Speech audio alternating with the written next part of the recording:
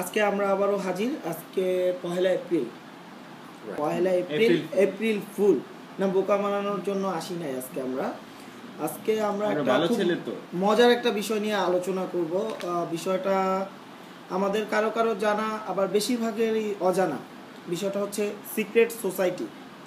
Secret society বলে একটা বিষয় আছে, যেটা নীল ভাই শুরু করবে বিষয়টা নিয়ে। কারণ নীল ভাই এই বিষয়ের উপর বসে সে প্রায় 5 বছরের উপরে সে এটা নিয়ে পড়াশোনা করছে। অতএব সে কিছুটা ধারণা আমাদের চেয়েও বেশি রাখে। অনেক বেশি রাখে। 5 বছরের উপর। এই 5 বছর নিয়ে আমি আজকে একটা জিনিস চিন্তা করতেছিলাম। হাই গাইস, সেটা হচ্ছে হাই দিতে মনে নেই তা হাই। সেটা হচ্ছে যে 5 বছর মানে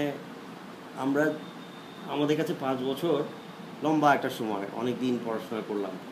অথচ যদি ব্রুসলি যদি আমাকে এসে বলে যে আমি একটা কিক 5 দিন প্র্যাকটিস করছি, ওই 5 দিনেই কিন্তু ওটাই কিন্তু একটা ভয়ের ব্যাপার যে ব্রুসলি একটা জিনিস 5 দিন প্র্যাকটিস করছে মানে খবর হয়ে গেছে যে আমার 5 বছরে পড়াশোনা হয়তো কিছুই না, এরকম আর কি। 5 বছর আসলে কিছু না। এনিওয়ে, ওকে, সো আমাদের আজকে টপিক তাহলে সিক্রেট সোসাইটি। তো এটা বাংলা হচ্ছে কি, সুন্দর বাংলা বের করছে, গুপ্ত সংঘ। তুমি বানাইছো, হ্যাঁ, খুব সুন্দর হয়েছে, গুপ্ত সংগঠন। এইটা কেন আমাদের জানা দরকার? তো এটা হচ্ছে ম্যাট্রিক্সের সাথে সম্পর্কযুক্ত। ম্যাট্রিক্সের একটা বাংলা থাকা উচিত। যাই হোক, ম্যাট্রিক্স বাংলাটা বলে দিলে ভালো হয় না? ম্যাট্রিক্সের প্রকৃত বাংলাটা ঠিক ওভাবে কি করে বোঝানো যায় আর কি, ওটা আমরা চিন্তা করব পরে। হ্যাঁ, ওটা আমরা পরে জানিয়ে দেব, সমস্যা নাই। অন এয়ারে না, সো এই ম্যাট্রিক্স মুভিটা আমরা দেখছি, স্পেশালি প্রথম পার্টটা। ওটা যে কনসেপ্টটা ছিল যে নিওকে এক জায়গায় নিয়ে যায়, তারপর ওকে 2টা পিল দিয়ে বলে যে খেতে বলে, তখন হি হ্যাড এ রিয়েলাইজেশন, একটা অ্যাওয়েকেনিং হলো যে ও একটা সিস্টেমের ভিতরে লকড ছিল, এবং ওখান থেকে ও জেগে যায়, এবং ওদের নেবুকাদনেজার নামে একটা জাহাজ আছে, ওইটাতে ওরা লুকায় থাকে এবং ম্যাট্রিক্সের বাইরে চলে যায়। সো ওই মুভিটা হচ্ছে গিয়া সিম্বলিক। তো আমাদের লাইফের সাথে, আমরা বাংলাদেশের লোক, ম্যাট্রিক্সের সাথে আমাদের কানেকশনটা কী, তাই না? সেটা সো এটা হচ্ছে গিয়ে যে আমরা যে এই যে এথিস্ট ব্লগার নিয়ে কালকে বললাম, তারপরে আমরা ধর্ম, টাকা পয়সা নিয়ে ব্যস্ত থাকি, বিভিন্ন সাবজেক্ট, ক্রিকেট খেলা দেখি, বিভিন্ন জিনিস নিয়ে আমরা ব্যস্ত থাকি, মিডিয়া বিশেষ করে মিডিয়া নিয়ে ব্যস্ত থাকি। হ্যাঁ, আমাদের কাজকাম, চাকরি, ব্যবসা, এগুলো নিয়ে ব্যস্ত থাকি। সো এই জিনিসগুলো আমাদের সার্ভাইভালের জন্য আমরা করি, কিন্তু এইটাই it turn into a matrix. এটা যেমন ম্যাট্রিক্স মুভিটা দেখাচ্ছে যে শুরুতে কিন্তু ওর লাইফটা নর্মাল, পরেও হঠাৎ করে আবিষ্কার করলো যে না, কোনো কিছুই আসলে নর্মাল। এটা ও একটা ঘরের ভিতরে আছে, ও আসলে একটা মেশিনের মধ্যে শুয়ে আছে। আমাদের সিচুয়েশনটা এক্স্যাক্টলি ওরকম না, কিন্তু সিমিলার। সেটা হচ্ছে যে আমাদেরকে কন্ট্রোল করে, আমাদের মাইন্ডের চিন্তাগুলোকে কন্ট্রোল করতেছে হচ্ছে গিয়ে এই গুপ্ত সংঘ, সিক্রেট সোসাইটি, রাইট? এটা পুরো পৃথিবীতে ছড়ানো আছে। হ্যাঁ, পুরো পৃথিবীতে এদের শাখা প্রশাখা আছে এবং অনেক নাম আছে, বিভিন্ন নামে বিভিন্ন সময়। যেমন কোথাও ফ্রিমেজন, স্কিল অ্যান্ড বোনস, এইসব নাম, স্কাল অ্যান্ড বোনস, এবং আরো বিভিন্ন নামে এরা ছড়ানো আছে পুরো পৃথিবীতে। কয়েকটা বেসিক নাম আমরা বলি, সেটা হচ্ছে গিয়ে ইলুমিনাটি, তারপর নিউ ওয়ার্ল্ড অর্ডার, তারপরে হচ্ছে স্কাল অ্যান্ড বোনস বলছি, রোজিক্রুশন একটা আছে খুব নাম করা, জেসন সোসাইটি আছে, তারপর হচ্ছে যে নাইটস টেম্পলার্স আছে, এরকম অনেক আছে, মানে পুরো পৃথিবীতে এরা ছড়ায় আছে। এবং ইসলামিক ফ্রিমেসন অলসো আছে। এখন ইসলামের ব্যাপারে একটা ইন্টারেস্টিং ব্যাপার হচ্ছে যে সুফিজম থেকে ফ্রিমেসনরির কনসেপ্ট অ্যাকচুয়ালি আসছে। সুফিরা এটা অ্যাকচুয়ালি অরিজিনালি এরকম একটা ফ্রিমেসনের ইয়েটা, যে কনসেপ্টটা, হ্যাঁ, ওইটা সুফিজম থেকে আসে। হ্যাঁ, সুফিরা যে ওদেরকে বলা হয় অ্যাসাসিনস আর হাসিসিনস, হ্যাঁ, ওখান থেকে জিনিসটা আসছে। তো হাসিসিনদের আগেও আরও সোসাইটি ছিল। সো এগুলো নিয়ে অনেক বইপত্র আছে, সো এবং এর নিয়ে কিছু কিছু দ্বিমতও আছে। তো যাই হোক, তো বিতর্ক সব জায়গায় থাকে। হ্যাঁ, কারণ জিনিসগুলো হিডেন, এটা মানে অনেক। তার মধ্যে আবার আরেকটা ইম্পর্টেন্ট ব্যাপার হচ্ছে যে ডিসইনফরমেশন থাকে ইন্টারনেটে। তো ওরা ইচ্ছা করেই দেয় যাতে মানুষ ভুল জিনিসটা শিখে। মানে আমরা সবসময় বিতর্কের মধ্যে থেকে ওদের সম্পর্কে সঠিক তথ্যটা যাতে কম জানতে পারি, এই জন্য বিতর্কে সবসময় জড়িয়ে রাখি বিষয়টা এমন। এই কারণেই তো ওরা সিক্রেট সোসাইটি। হ্যাঁ, ওদের সিক্রেট থাকার অন্যতম কারণ এটাই। সো এখন তো এই যে আমরা যে ধর্মীয় বিভিন্ন অথরিটি দেখি, আমাদের মাদ্রাসার সিস্টেম, আমাদের মাদ্রাসার কারিকুলামটা কিন্তু সিক্রেটভাবে এটা সেট হয়। যেমন আমাদের মাদ্রাসার কারিকুলাম আমার জানা মতে লন্ডন থেকে আসে, হ্যাঁ, এবং লন্ডন হচ্ছে সিক্রেট সোসাইটির একটা ইলুমিনাটির একটা মেইন, যেখানে শিক্ষাটা নিয়ন্ত্রণ করা হয়, যে লন্ডন সিটি থেকে মূলত শিক্ষাটা নিয়ন্ত্রণ করা হয় সারা পৃথিবী। হ্যাঁ, একটা খুব নামকরা ইনস্টিটিউট আছে, সেটা নাম হচ্ছে টাভিস্টক ইনস্টিটিউট। এরা হচ্ছে গিয়া বেসিক্যালি শিক্ষা কারিকুলামের উপর রিসার্চ করে, এবং অ্যাকচুয়ালি এই আন্ডারগ্রাউন্ডে ওরা যেটা করে সেটা হচ্ছে যে মাইন্ড কন্ট্রোল। সো আমাদের চিন্তা ভাবনা, আমাদের মিডিয়াতে যা দেখানো হয়, আমাদের ক্রিকেট কালচার, আমাদের যে কালচারটা, ইসলামিক কালচার হোক, যে কোনো দেশের কালচার, সব কিছুকে ওরা খুব স্ট্রংলি স্টাডি করে, রাইট, করে এটাকে ইনফ্লুয়েন্স করে। They have a lot of money. যেমন আমরা জানি, একটু মিডিয়ার কথা বলি আমরা, সেটা হচ্ছে যে মিডিয়াগুলা বেশিরভাগই কিন্তু owned by a very small group of companies। হ্যাঁ, মানে এটা হচ্ছে যে এটাকে বলে, আমরা কয়েকটা টার্ম আমাদেরকে ইন্ট্রোডিউস করতে হবে, যেমন রথচাইল্ড। হ্যাঁ, এই নামটা সম্পর্কে লোকজন গুগল সার্চ দিয়ে দেখতে পারে যে এটা কি, রথচাইল্ডসটা কি। এটা একটা ব্লাড লাইন, এটা একটা ব্যক্তির নাম, এটা একটা ফ্যামিলির নাম, এবং এরা হচ্ছে গিয়ে ওয়ান অফ দি সব থেকে শক্তিশালী গুপ্ত সংঘ পুরো পৃথিবীর মধ্যে, যারা আমাদেরকে যতগুলো সংঘ আছে এর ভিতরে সবচেয়ে। তো এখানে এখন আমাদের দেশের সাথে এটার একটা লিঙ্ক আমরা বের করার চেষ্টা করতেছি। সেটা হচ্ছে যে আমাদের দেশের 3টা ব্রাঞ্চ আছে। যেমন একটা ইসলামিক ব্রাঞ্চ আছে, হিজবুত তাহরির টাইপের, জামাত, শিবির, হিজবুত তাহরির, তারপরে হিফাজতুল ইসলাম, এরকম কিছু কিছু ইসলামিক সংগঠন আছে, যেগুলো কিন্তু পার্শিয়ালি সিক্রেট সোসাইটির মতোই, কারণ এরা কিন্তু সব কিছু কিন্তু পাবলিকলি করে না, অনেক কিছু এরা আন্ডারগ্রাউন্ডে করে। যেমন ইসলামিক যে সংগঠনগুলো বা কিছুদিন পর পর যে ধরনের নাশকতা বাংলাদেশে এক সময় ছিল, জামাতে যে JMD, Jamatul Mujahideen of Bangladesh, এই ধরনের এরা খুব সিক্রেটলি কাজ করে। তো একই রকম ভাবে আমাদের আছে আইএসআই, আমাদের আছে র, হ্যাঁ, আমাদের আছে সিআইএ, এফবিআই। সো আরেকটা খুব পাওয়ারফুল জিনিস পুরো পৃথিবীতে আছে, সেটা হচ্ছে MI6। এরা হচ্ছে ব্রিটিশ, MI5 এবং MI6। MI5 এবং MI6 হচ্ছে গিয়ে সিআই এর বস, এরা হচ্ছে এনএস এর বস, সবার বস, মানে মোটামুটি মানে সিআই এর বস, মানে বসের বস। মানে আমরা বাংলা একটা কথা বলি খুব মজার, যে বাপেরও বাপ থাকে, এরা হচ্ছে বাপের বাপ, সবার বাপ। আরেকটা গ্রুপ আছে যেটা সম্পর্কে বাংলাদেশে খুব কম লোক জানে আমার জানা মতে, কারণ আমি এটা সম্পর্কে কিছু জানতাম না, কারো বলতে শুনি না। এই গ্রুপটার নাম কি তোমরা গেস করতে পারবা? ভ্যাটিকানে এটা এদের ঘাঁটি। ভ্যাটিকান, এদের কোনো নাম তুমি জানাচ্ছ? ভ্যাটিকান থেকে কোনটা এটা তুমি জানো না? বলি, আচ্ছা বলে দিচ্ছি। হ্যাঁ, এটা হচ্ছে ভ্যাটিকান চার্চে জেজুইট সোসাইটি, জেজুইট বলে এদেরকে। এরা হচ্ছে কি আবার MI6 এর বস। মানে এখানে এটা বলা হয়তো ঠিক হচ্ছে না, এরা মোটামুটি সবাই খুবই আপ লেভেলের বস, এবং এদের মধ্যে বস, সেরা বসদের বস। কিন্তু এরা কিন্তু আবার সবাই যে খুব বন্ধু তা না, এদের ভিতরে ইনফাইটিং আছে। হ্যাঁ, তা তো। হ্যাঁ, তো এরা আবার একজন আরেকজনকে ডমিনেট করার চেষ্টা করে এবং খুবই পাওয়ারফুল। সো এখন ওই এটা হচ্ছে জেজুইট সোসাইটি। এই জেজুইট সোসাইটি, এটা হচ্ছে জেজুইট নামটা আসছে জিজাস থেকে। এরা হচ্ছে ক্যাথলিক চার্চের এমপ্লয়িজ, ওই অর্গানাইজেশনের সদস্য, এক্সট্রিমলি পাওয়ারফুল। এরা মানে সব দেশেই আছে এবং বিভিন্ন মানে সব ধর্মকে এরা কন্ট্রোল করে। ক্যাথলিক চার্চটা, ভ্যাটিকানের ক্যাথলিক চার্চটা ইভেন ইসলাম ধর্মকে কন্ট্রোল করে থ্রু দি ওয়াহাবিজম। আমরা এটা নিয়ে একটু বলতে পারি যে ওয়াহাবিজমটা সম্পর্কে আমাদের জানতে হবে। হ্যাঁ, এটা কি? ইসলাম আর ওয়াহাবিজম কিন্তু এক্স্যাক্টলি এক না, দুই জিনিস। এই ওয়াহাবিজমটা আসছে সিক্রেট সোসাইটির থ্রুতে, যেটা আমাদের দেশে প্র্যাকটিস হচ্ছে, মাদ্রাসা, মসজিদ, এগুলো হচ্ছে ওয়াহাবিজমের অংশ। ওকে, সো মোটামুটি এটা। আর একটা জিনিস, সিক্রেট সোসাইটির বিষয়টা যে বাংলাদেশে কতখানি প্রভাব, আমরা হয়তোবা বাংলাদেশে থাকার কারণে অনেক কিছু বলতে পারবো না, বা কিছু কিছু হয়তোবা ছোটোখাটো উদাহরণ আমরা টানতে পারি। যেমন সিক্রেট সোসাইটিগুলোর কারণে আমরা 1/11 দেখছি বাংলাদেশে, যে একটা সেনা অভ্যুত্থান ঘটছিল এই দেশে, এবং এই ঘটনাটা সম্পূর্ণ হচ্ছে গিয়ে সিক্রেট সোসাইটির কল্যাণে ঘটা, এবং এখানে সিক্রেট সোসাইটির নিয়ন্ত্রণ ছিল। বাংলাদেশের মিডিয়া সিক্রেট সোসাইটি নিয়ন্ত্রণ করে, এটা আমরা একদমই বলতে পারি।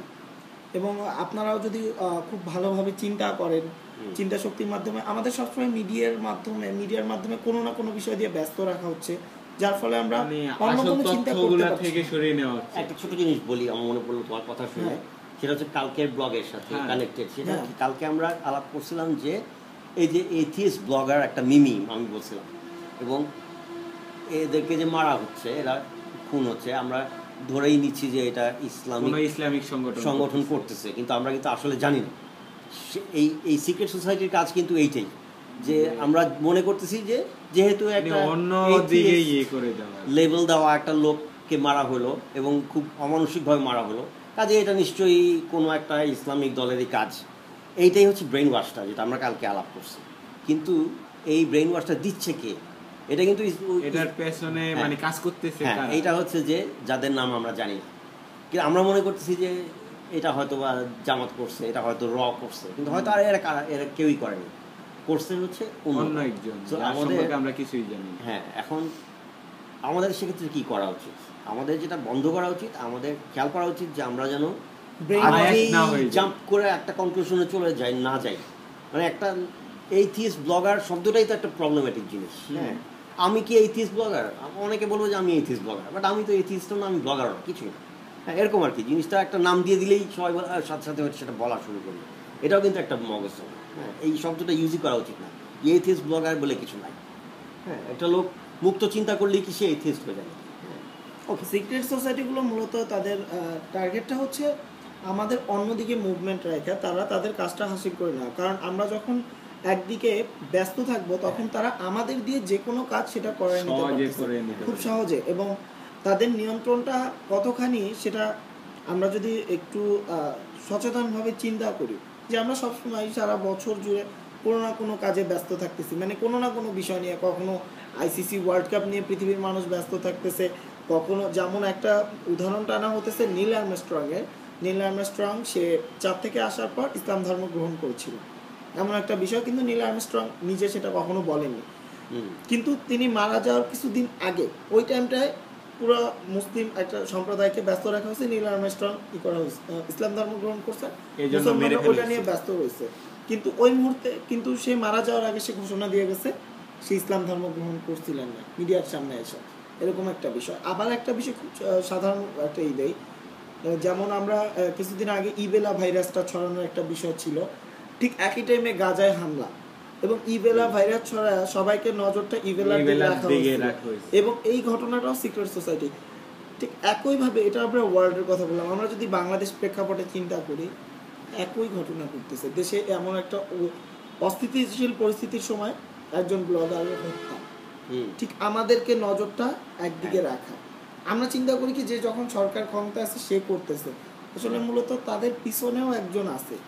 আর তোমার এই কথাটা শুনে আমার আরেকটা ইম্পর্টেন্ট পয়েন্ট মনে পড়ছে, এটা বলা খুবই ইম্পর্টেন্ট। সেটা হচ্ছে আমাদের একটা কনসেপ্ট আমরা একদমই জানি না বাংলাদেশের লোক, সেটা হচ্ছে দ্য কনসেপ্ট অফ ফ্রিকোয়েন্সি।